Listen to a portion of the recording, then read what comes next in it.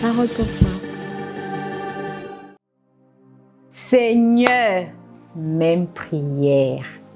Ah, je sais que vous connaissez ce slogan-là. Ça, c'est vraiment quelque chose qu'on entend beaucoup. Tu vois quelque chose qui te plaît chez quelqu'un, même prière.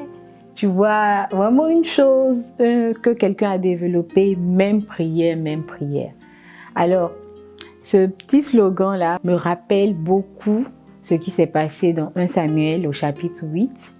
La Bible nous enseigne que tous les anciens d'Israël se sont rassemblés avec les chefs et ils sont venus voir le prophète Samuel et lui ont dit « Choisis-nous aussi un roi comme il se fait dans toutes les autres nations environnantes. » Et le prophète Samuel a été vraiment très frustré par cette demande. Il est allé voir le Seigneur et il a quand même prié pour cela.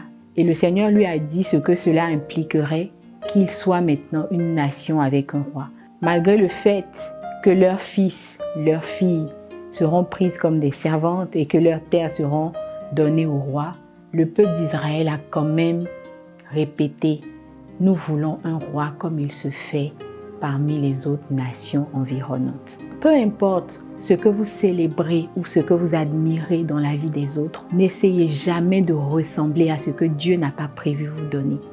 Peu importe comment vous vous réjouissez du bonheur des autres ou peu importe comment vous célébrez les grâces de la vie des autres, je prie que vous puissiez être plus focalisés sur la volonté de Dieu parfaite pour votre vie.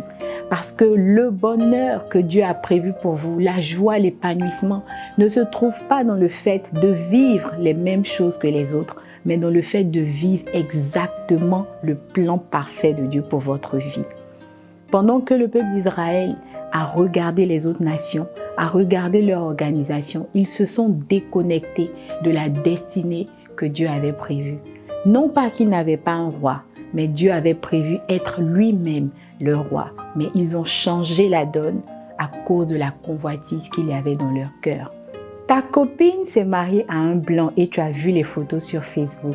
Tu dis, Seigneur, même prière.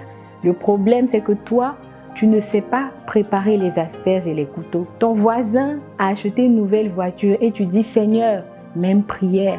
Pourtant, tu n'as pas le salaire qui peut te permettre de recharger le carburant une fois chaque 3 jours.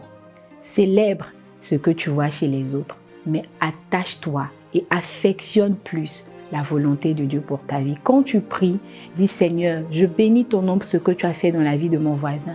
Mais s'il te plaît, que ta volonté parfaite s'accomplisse dans ma vie. Accorde-moi la grâce de recevoir ce que tu as prévu pour moi. Donne-moi le privilège de vivre ce que tu as écrit dans ton livre me concernant. Parce que c'est là que se trouve votre Canaan et c'est là que se trouve le lait et le miel pour vous. Que Dieu vous bénisse.